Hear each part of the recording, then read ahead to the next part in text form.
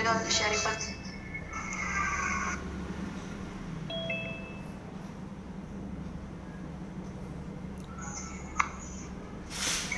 Ya. Bismillahirrahmanirrahim. Allahumma sholli ala sayyidina Muhammad wa ala ali sayyidina Muhammad. Yang kami rindukan guru besar kami Sayyidina Syekh Al-Fatih bin Syekh Muhammad bin Salim. Mudah-mudahan beliau ditempatkan di sisi baginda Nabi besar Muhammad Sallallahu Alaihi Wasallam.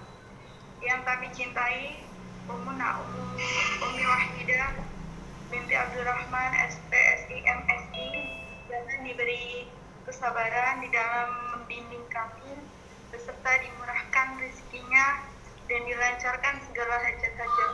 Amin amin ya rabbal alamin. Dan yang kami hormati Bapak Setio Kurniawan selaku dosen penyambung metode dakwah yang senantiasa mengarahkan kami di dalam jalan yang penuh dengan keberkahan.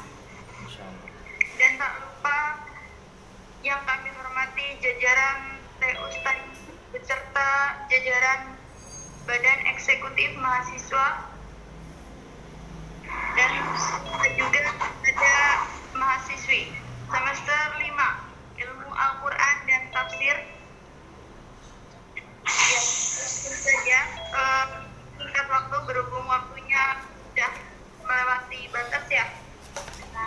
Mari kita buka pembelajaran siang kali ini dengan bacaan basmalah serta shalawat bersama. Bismillahirrahmanirrahim. Allahumma shalli ala sayyidina Muhammad wa ala ali sayyidina Muhammad. Ya, mungkin bisa dilanjut oleh Bapak Kurniawan. Oke, terima kasih. Bismillahirrahmanirrahim. Assalamualaikum warahmatullahi wabarakatuh. Waalaikumsalam warahmatullahi wabarakatuh. Alhamdulillahirabbil alamin. Allahumma sholli ala sayyidina Muhammad wa ala ali sayyidina Muhammad. Yang sama-sama kita muliakan Abah dan Umi yang senantiasa dimuliakan oleh Allah Subhanahu wa taala. Yang saya hormati ya staff ini yang senantiasa dirahmati oleh Allah. Yang saya hormati moderator kita Mbak siapa tadi, Mbak Syarifah ya, Mbak Syarifatul, yang senantiasa ya dicintai oleh Allah Subhanahu wa taala.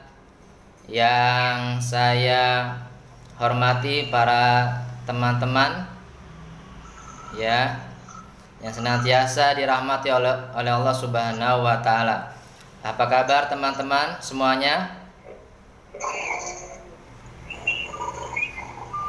Sehat semuanya teman-teman? Alhamdulillah. Oke, alhamdulillah hari ini ya materi perkuliahan adalah tentang prinsip metode dakwah perspektif Al-Quran dan hadis. Ya, langsung saja.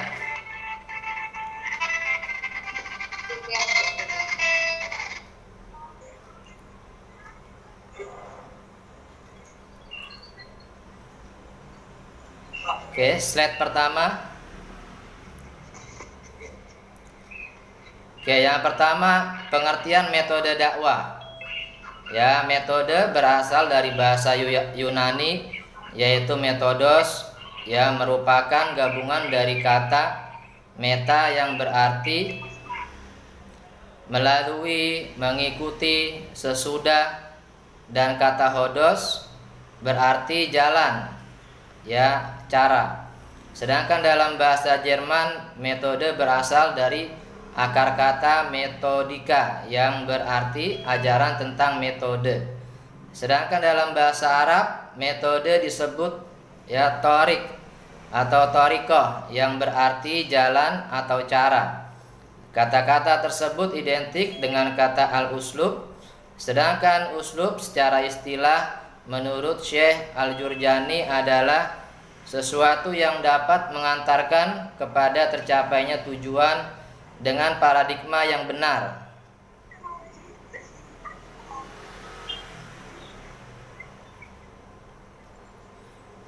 Menurut Jamaluddin Kahfi, metode dakwah klasik yang masih tetap up to date adalah nomor 1 metode sembunyi-sembunyi, yaitu pendekatan kepada sanak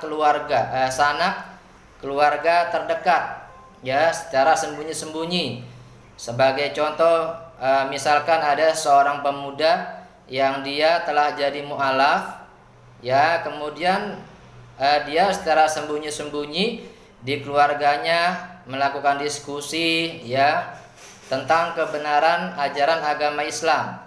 Diskusi dengan adik-adiknya atau dengan kakak-kakaknya atau dengan ibunya. Kalau dia memiliki seorang ayah yang antipati terhadap ajaran agama Islam, yang tidak suka dengan ajaran Islam. Kemudian metode bil lisan, seperti dengan ceramah-ceramah, bil kolam, dengan menulis, dan bil hal, dengan perbuatan, dengan teladan. Kemudian metode bil hikmah, mauidhah hasanah dan mujadalah billati hiya ahsan. Kemudian nomor 4 metode tabsyir wa tanzir, amar ma'ruf nahi mungkar, ta'awun alal birri wat taqwa, wala ta'awanu alal ismi wal udwan, dalla ala al khair, menunjukkan kepada kebaikan, dan tawasau bil haq wa al sabr, dan saling menasihati dalam kebenaran, dan dalam kesabaran. Kemudian tentang materi-materi dakwah di dalam Al-Quran, menurut Quraisy Shihab, Profesor Quraisy Shihab, metode dakwah lain dalam Al-Quran yaitu yang pertama mengemukakan kisah-kisah yang berkaitan dengan salah satu tujuan materi dakwah. Kisah-kisah dalam Al-Quran berkisar pada peristiwa-peristiwa sejarah yang terjadi dengan menyebut pelaku-pelaku dan tempat terjadinya, seperti kisahnya para nabi, banyak kisah para nabi Yusuf, kisahnya Nabi Ibrahim, Nabi Ismail, dan nabi-nabi yang lainnya. Peristiwa yang telah terjadi dan masih dapat berulang kejadiannya, atau kisah simbolik yang tidak menggambarkan suatu peristiwa yang telah terjadi namun dapat saja terjadi sewaktu-waktu. Kemudian nasihat dan panutan. Al-Quran juga menggunakan kalimat-kalimat yang menyentuh hati untuk mengarahkan manusia kepada ide-ide yang dikehendakinya, seperti terdapat dalam Quran surat 31 ayat 13 sampai 19. Tetapi nasihat yang dikemukakannya itu tidak banyak manfaatnya jika tidak dibarengi dengan contoh teladan dari pemberi atau penyampai nasihat dalam hal pribadi Rasulullah SAW. Pada diri beliau telah terkumpul segala macam keistimewaan, sehingga orang-orang yang mendengar ajaran-ajaran Al-Quran melihat penjelmaan ajaran tersebut dalam dirinya, yang pada akhirnya mendorong mereka untuk meyakini keistimewaan dan pencontoh pelaksanaannya. Kemudian yang ketiga adalah pembiasaan. Pembiasaan mempunyai peranan yang sangat besar dalam kehidupan manusia. Karena dengan pembiasaan seseorang dapat melakukan hal-hal yang penting dan berguna tanpa menggunakan energi dan waktu yang banyak. Dari sini dijumpai Al-Quran menggunakan pembiasaan sebagai proses mencapai target yang diinginkannya dalam penyajian materi. Contoh-contoh pembiasaan diantaranya seperti pembiasaan kalau malam Jumat itu ya di masyarakat dibiasakan malam Jumat ada yang namanya pembacaan Yasin dan tahlil setiap malam Jumat. Ya, kenapa setiap malam Jumat? Karena adalah sayyidul ayyam, ya, seutama-utamanya hari. Kemudian pembiasaan masyarakat ketika hari Jumat, ya, banyak mengucapkan sholawat kepada Nabi Muhammad SAW. Ya, itu adalah pembiasaan. Ya, pembiasaan tersebut menyangkut segi-segi pasif. Ya, meninggalkan sesuatu pun aktif melaksanakan sesuatu. Ya. Intinya pembiasaan yang positif. Ya. Kemudian prinsip-prinsip metode dakwah menurut Al-Quran. Ya, prinsip metode dakwah artinya ruh atau sifat yang menyemangati dan melandasi berbagai cara atau pendekatan dalam kegiatan dakwah. Untuk lebih jelas diantaranya mengacu kepada petunjuk Al-Quran surat An-Nahl ayat 125 terdiri dari tiga prinsip, yaitu al-hikmah, al-mau'izah al-hasanah, dan mujadalah billati hiya ahsan.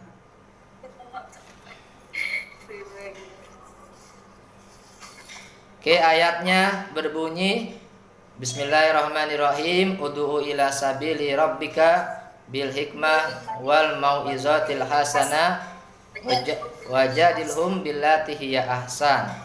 Serulah manusia kepada jalan Tuhanmu dengan hikmah dan pelajaran yang baik, dan bantalah mereka dengan cara yang baik.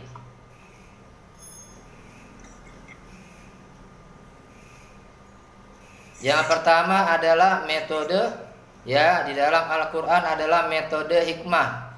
Menurut Muhammad Hussein Yusuf, dakwah dengan hikmah berarti dakwah yang disesuaikan dengan kadar akal, ya, bahasa dan lingkungan para pendengarnya atau objek dakwah. Sebab manusia secara fitrah terdiri dari atas 3 macam. Salah satunya manusia yang secara fitrah memiliki tendensi pada kebenaran, ya, dengan pemikirannya ia menerima dakwah dengan mudah, ya, selama dakwah itu tegak dan dijalankan sesuai dengan proporsinya. Ia tidak akan berbelit-belit dalam menyambut dakwah dan tidak ragu untuk membelanya demi berjuang di jalan Allah, seperti yang dilakukan generasi pertama Islam. Mereka tidak ragu-ragu untuk menyambut ajaran Rasulullah, ya, dengan hanya mendengar ayat-ayat Al-Quran dan penjelasan-penjelasan yang disampaikan kepada mereka.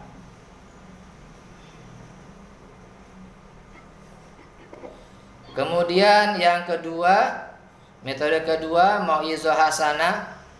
Al-mau'izah hasanah menurut beberapa ahli bahasa dan pakar tafsir memiliki pengertian sebagai berikut.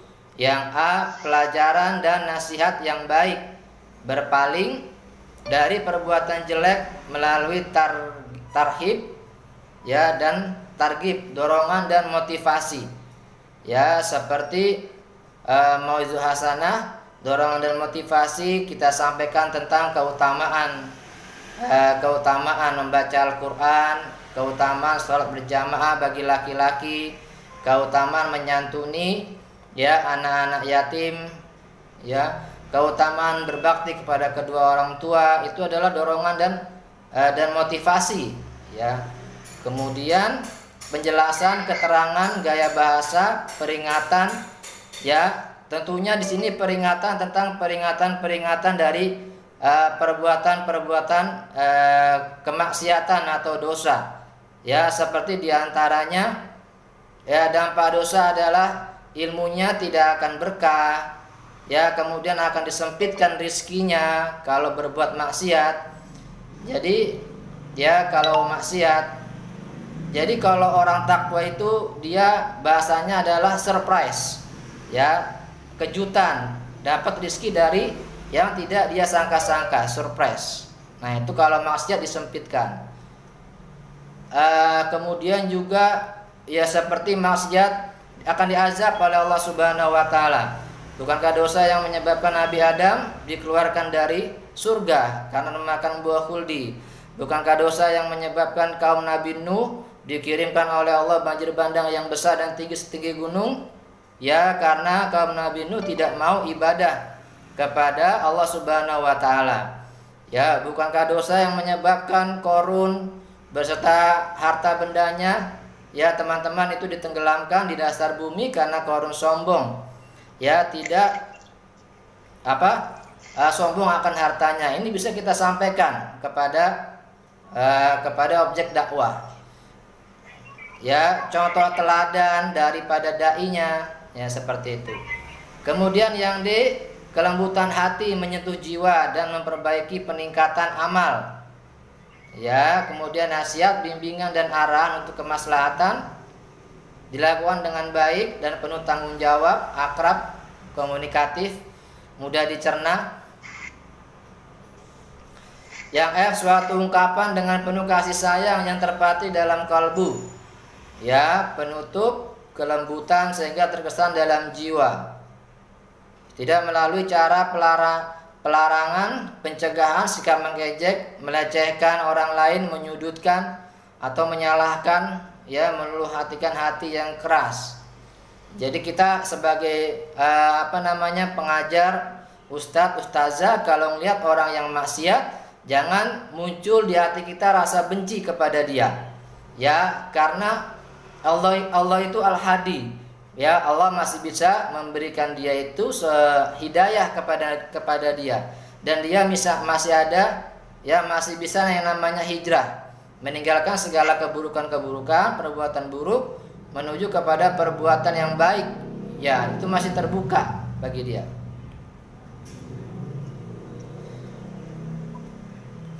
Kemudian yang ketiga, metode dalam Al-Qur'an adalah al-mujadalah al-ahsan. Muhammad Hussein Yusuf, ya, mengatakan cara dakwah ini diperuntukkan bagi manusia jenis ketiga. Mereka adalah orang-orang yang hatinya dikungkung secara kuat oleh tradisi jahiliyah, ya, yang dengan sombong dan angkuh melakukan kebatilan serta mengambil posisi arogan dalam menghadapi dakwah. Ya, tak mau menerima dakwah, menolak dakwah. Seperti kaum kafir Quraisy yang Rasulullah dakwah itu, ya, mereka menolak dakwah Rasul Shallallahu Alaihi Wasallam.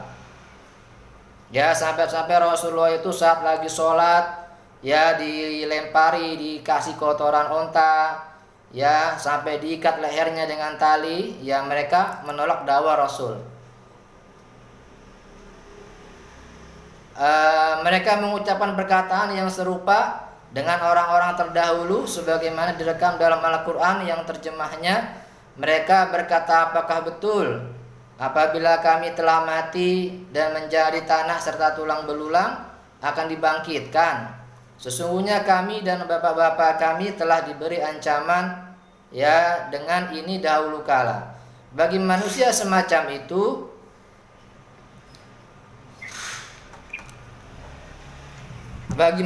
semacam itu, ya, keindahan balaghah Al-Qur'an dan nasihat yang baik, ya, tidak berarti apa-apa.